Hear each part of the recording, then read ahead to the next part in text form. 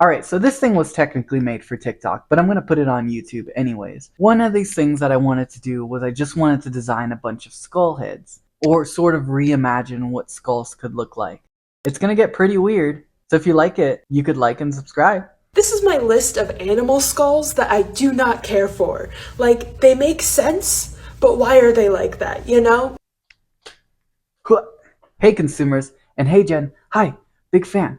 I saw your TikTok talking about these really cute cuddly animals that have really weird skulls, and I thought we could do something about that. One of the cool things about paleo artists is that they're able to take these fossils and skeletons from long extinct animals and imagine what these animals would look like alive. They can find certain landmarks in the skeleton or look for muscle connection points, and they can basically imagine what these bones would look like with flesh. Well, they're a professional, and I'm not, so I'm gonna wing it. Starting off strong, we have anteaters. First up, we have good old Noodle Nose, Pithecus, because you gotta add a suffix to make it scientific. Now, what I was going for more, this one feels a little bit more mammoth-y. I looked at that long nose thing that they got going on, and I thought, well, the bone is already there, so what if it was just like a really big tusk? If you look in on that tusk, it has like these little engravings etched in. I took some inspiration from how people would not so nicely get elephant tusks and then engrave them. This one specifically was inspired by Benin tusks, but in this case, there's a lot less slaughter involved.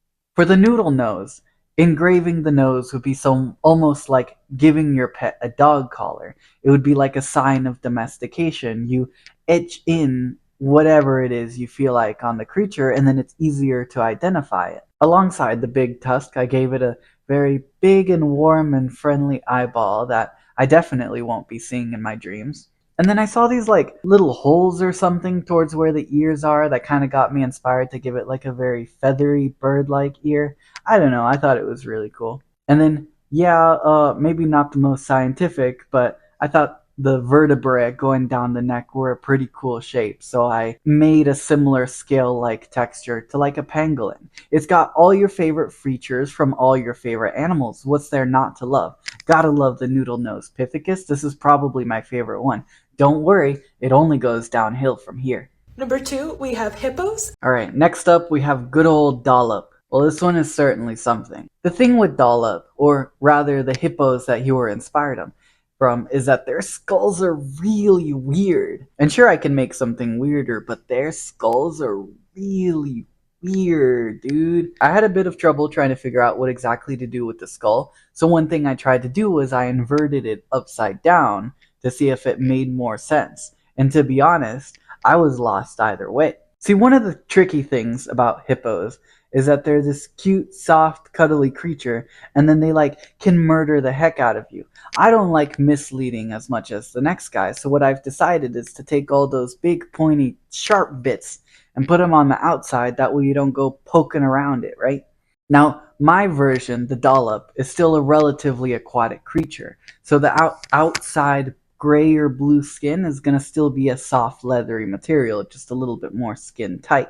Alongside this, as an aquatic creature, I've given it these little like fin vent things, like they're kind of like gills. I don't really know how gills work, and those just help filter water or something. Everybody's got to stay hydrated, you know? This creature's got a lot of things more than general creatures tend to. Speaking of that, its tongues, plural. It's kind of a little bit difficult to tell from the design, but it's actually got one tongue along the bottom here, along with two bifurcated tongues, or one bifurcated tongue along the top. And then essentially a row of teeth that goes along the middle of its top of palate of its mouth, I guess. So its mouth essentially closes like a big W shape. It's cool. It's definitely a creature you don't want to go messing with, or maybe you still think it's cuddly. I really don't know for sure. The only thing I don't quite know about the Dollop yet is if it makes a lot more sense like this or like this. Now, one of the creatures that I am skipping over is the pug. Maybe it's a bit lazy, but to be honest, I don't think I could make this thing look any weirder than it already does. Thanks, humanity. So, this thing is a tapir skull. Next up, we have the Tapir. I didn't rename it. I thought Tapir was a very cute name. Maybe I spelled it wrong. I should have fact checked this. But I did a few changes to its overall look.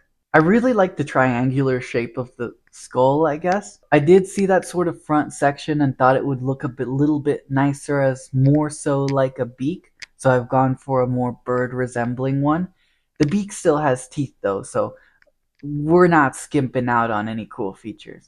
Now, the big most important part about this version, the fixed version of the Tapir, is I saw that all that real estate along the top, much like myself, and I thought we could do something about that. Similar to like a kangaroo or some other animal that would be similar to a kangaroo. There's sort of like a pouch, except instead of being towards the stomach for warmth like any sensible animal would be, it actually is basically like this fold out lid that just goes straight into the skull. Look at all that shape up there. You don't need all that just for the brain, especially if it's a bird brain, right?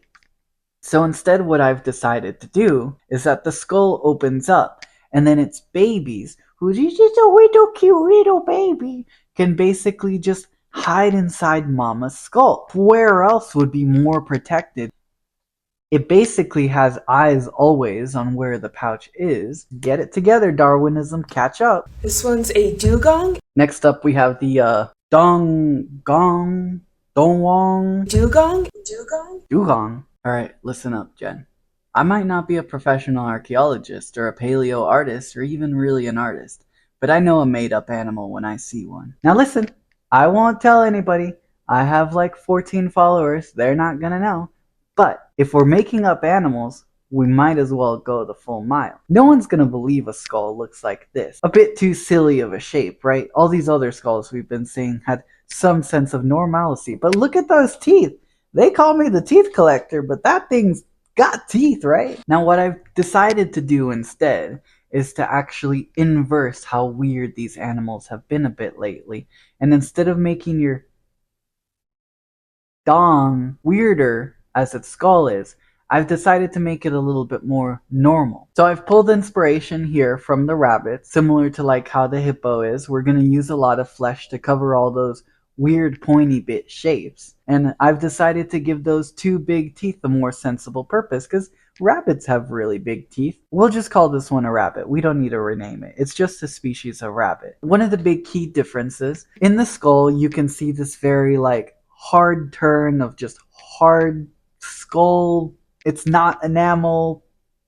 It's something else that bones are made of that doesn't really seem to be doing anything. In my design, as you can notice, I've essentially made a really big nose. In terms of paleo art and landmarks, this shouldn't technically be possible because obviously there's no nose holes or anything that would insinuate a nose. But it's nothing a power drill can't fix. Alright, and I think that's all of the skulls. What is this one? What do we even have a plan for?